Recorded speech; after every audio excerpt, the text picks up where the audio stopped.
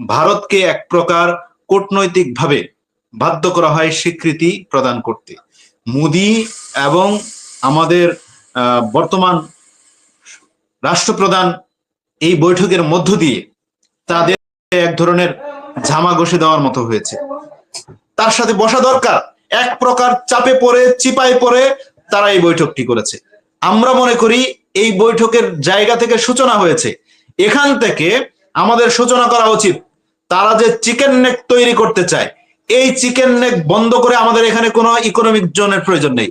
তিস্তা মহাপ্রকল্প, যেটা বাংলাদেশের এই সময়ে সব থেকে গুরুত্বপূর্ণ একটা বড় ধরনের একটা বিষয়, বিগত 52 বছর যে বিষয়টি সমাধান আসেনি, সেই বিষয়টি নিয়ে চোখে চোখ রেখে আজ পর্যন্ত আওয়ামী লীগ বলেন, বিএনপি বলেন, জাতীয় পার্টি বলেন, কেউ কিন্তু কথা বলতে পারেনি। এই সময় এসে ইউনূস সাহেব কথাটি বলেছেন, তাকে আমরা অবশ্যই ধন্যবাদ জানাই। সকল দর্শক বিন্দুদেরকে এবং একই সাথে আমার শ্রদ্ধেয় স্যার হাসিন স্যার এবং বড় ভাই রবি ভাই দুজনকেই অসংখ্য ধন্যবাদ জানাই। আমি সৌভাগ্যবান মনে করছি এই গুণী দুইজন ব্যক্তির সাথে টকশোতে থাকার জন্য।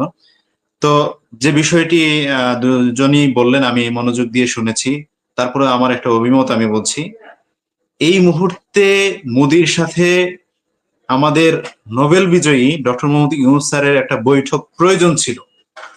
যখন ভারত প্রপাগান্ডা ছড়াচ্ছিল যে বাংলাদেশ নামক রাষ্ট্রটি এটি পৃথিবীর মানচিত্রে এই অবস্থায় কারো কাছে, কোনো রাষ্ট্রের কাছে কোনোভাবেই তারা স্বীকৃতি পাচ্ছে না অন্তর্বর্তীকালীন সরকার, সেই সময়ে ভারতকে এক প্রকার কূটনৈতিকভাবে বাধ্য করা হয় স্বীকৃতি প্রদান করতে। মোদি এবং আমাদের বর্তমান রাষ্ট্রপ্রধান এই বৈঠকের মধ্য দিয়ে তাদের মুখে এক ধরনের ঝামা ঘষে দেওয়ার মতো হয়েছে। কারণ দেখেন, এখন মোদি যে বিষয়টা সব থেকে বেশি উপলব্ধি করতে পেরেছে, আমার কাছে যেটা ধারণা আর কি, আমাদের যতটুকু ইনফরমেশন আছে সেটা হলো হাসিনা সরকার দুদিন আগে আর পরে তার শাস্তি নিশ্চিত হবে। আর তার পক্ষে সাফাই গাইতে গিয়েছিল এই মোদি সরকার, মোদি ডোনাল্ড ট্রাম্পের কাছে, যাকে কোনো ধরনের ইনভাইটেশন দেওয়া ছিল না ডোনাল্ড ট্রাম্প ক্ষমতায় আসার পরে। শুধু কেন? এই কারণেই শেখ হাসিনা পদত্যাগ করার আগে চীনের কাছে মোদির বিষয়ে, ভারতের বিষয়ে সাফাই গাইতে গিয়েছিল। সেই ধারাবাহিকতা রক্ষা করতে গিয়ে, ঋণ পরিশোধ করতে গিয়ে ডোনাল্ড ট্রাম্পের কাছেও এই মোদি শেখ হাসিনার পক্ষে সাফাই গাইতে গিয়েছিলেন। আমাদের কিছু তথ্য সূত্রে আমরা জানতে পেরেছি উনি নাকি বলেছেন হাসিনাকে যেন কোনোভাবে ইউরোপে একটু জায়গা করে দেওয়া হয়। মধ্যপ্রাচ্যে চেষ্টা করেছে, ইউরোপে চেষ্টা করেছে, পৃথিবীর কোন রাষ্ট্র এই হাসিনাকে নিতে চায় না। একমাত্র পচা গান্দা জিনিসটা, নষ্ট জিনিসটা ভারত গ্রহণ করেছে। এখন তাদের একটা তারা এটা গ্রহণ করেও এখন পস্তাতেও পারতেছে না, ফেলেও দিতে পারতেছে না, ফেরতও দিতে পারতেছে না, এমন একটা দ্বিধাদ্বন্দ্বে পড়ে গেছে। কি করবে তারা, এমন একটা জায়গায় পড়ে গেছে। আবার এইদিকে তারা প্রতিনিয়ত তাদের দেশের মিডিয়াগুলোতে তাদের নেতারা প্রপাগান্ডা ছড়াচ্ছে, বাংলাদেশকে নিয়ে গুজব ছড়াচ্ছে। ইউনূস এটা করেছে, অন্তর্বর্তীকালীন সরকার এটা করেছে, জামাতিরা এটা করেছে, বিএনপিরা এটা করেছে, বিভিন্ন ভাবে বাংলাদেশকে অস্থিতিশীল করবার জন্য, অস্থির করবার জন্য বিভিন্ন পরিকল্পনা হাতে নিয়ে তারা একের পর এক প্রপাগান্ডা ছড়াচ্ছে। তো এই সময়ে যে কূটনৈতিক ভাবে ডক্টর মোহাম্মদ ইউনূস সাহেব মোদির সাথে বৈঠক করেছে এবং গুরুত্বপূর্ণ কিছু বিষয় নিয়ে কথা বলেছে, এটাকে আমরা সাধুবাদ জানাই, ধন্যবাদ জানাই। তার আগে আরেকটা দেখতে পারবেন, রোজার মধ্যে উনি চীন সফরে গিয়েছিলেন।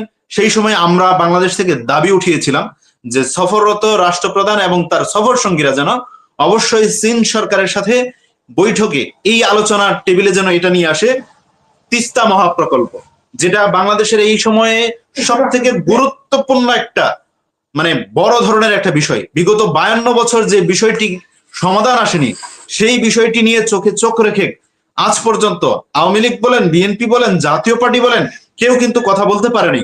এই সময় এসে ইউনূস সাহেব কথাটি বলেছেন, তাকে আমরা অবশ্যই ধন্যবাদ জানাই। তারপর ইউনূস সরকার যে বর্তমানে যে 3টি প্রস্তাবনা দিয়েছে, প্রত্যেকটি প্রস্তাবনা এই সময়ে আলোচনার টেবিলে এজেন্ডা না থাকা সত্ত্বেও যেভাবে তুলে ধরেছেন, এগুলো আসলে এই সময়ে খুবই প্রয়োজন ছিল।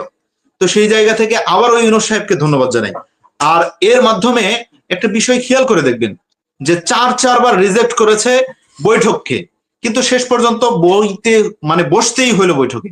এটার কারণটা হলো, এই সময় যদি ইউনূস সাহেবের সাথে না বসে, তাহলে এই যে হাসিন স্যার একটা কথা বলেছে, ফেনীর মিরসরাইয়ের এখানে 920 একরের একটা প্রজেক্ট, তারা যেটা ভারতের জন্য বরাদ্দ ছিল না, হাসিনা স্বজন প্রীতি বলতে পারেন কিংবা ভালোবাসার টানে ভারতের প্রতি, সেই টানের জায়গা থেকে ভারতকে দিয়ে দিয়েছে মিরসরাইয়ের এই জায়গাটুকু কেন্দ্র করে তারা বাংলাদেশের চিকেন নেক তৈরি করার একটা পরিকল্পনা ছিল।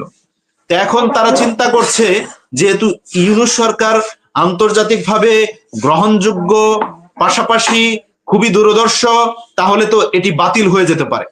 সেই জন্য ইউনূস সরকারের সাথে একটা সম্পর্ক রাখা দরকার, তার সাথে বসা দরকার। এক প্রকার চাপে পড়ে, চিপায় পড়ে তারা এই বৈঠকটি করেছে। আমরা মনে করি এই বৈঠকের জায়গা থেকে সূচনা হয়েছে, এখান থেকে আমাদের সূচনা করা উচিত। তারা যে চিকেন নেক তৈরি করতে চায়, এই চিকেন নেক বন্ধ করে আমাদের এখানে কোনো ইকোনমিক জোনের প্রয়োজন নেই। বাংলাদেশে অসংখ্য জায়গা আছে, ওই জায়গাগুলোতে চিকেন নেক তৈরি হবে। সেই চিকেন নেক ওই জায়গাগুলোতে ইকোনমিক জোন তৈরি হবে। আর এই চিকেন নেকের জায়গায় দেশ রক্ষার স্বার্থে আমাদের একটি সেনা ক্যাম্প তৈরি হবে। আমরা এটি চাই। আমাদের সাবেক সেনা কর্মকর্তাদের পরামর্শ এটা, দেশপ্রেমিক নাগরিকদের পরামর্শ এটা, দেশকে যারা ভালোবাসে তাদের সকলের এটা প্রশ্ন যে বাংলাদেশে অসংখ্য জায়গা আছে, যে জায়গাগুলো থেকে ইকোনমিক জোন হইলে দেশ উপকৃত হবে। আর ভারত কখনো বাংলাদেশের ভালো চায়নি, মোদী সরকার হোক আর যেই সরকারই আসুক। বিগত 52 বছর বলবো না, 47-এর পর দেশ ভাগ হওয়ার পর থেকে আজ পর্যন্ত বাংলাদেশের ভালো চেয়েছে এমন একটি শব্দ ভারত কোনোদিন বলতে পারবে না। সেই শব্দ বলার কোনো সুযোগ ভারতের নাই।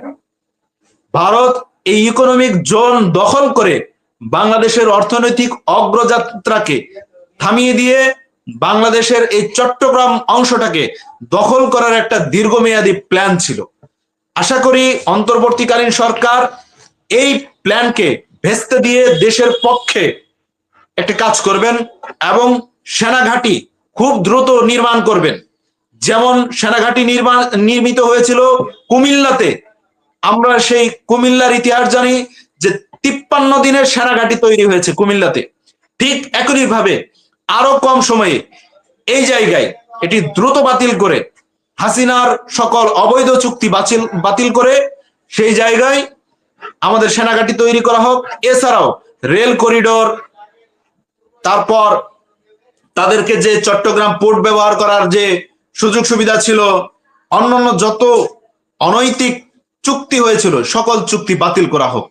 আমরা মনে করি এই সময়ে এসে অন্তর্বর্তীকালীন সরকার যে তেলেস্মতি দেখিয়েছে, এটা আমাদের সামনের দিনগুলোর জন্য যদি এটা ধারাবাহিক রক্ষা করে, তাহলে দেশের জন্য বড় ধরনের একটি রাস্তা দেখিয়ে দেওয়ার মতো হবে।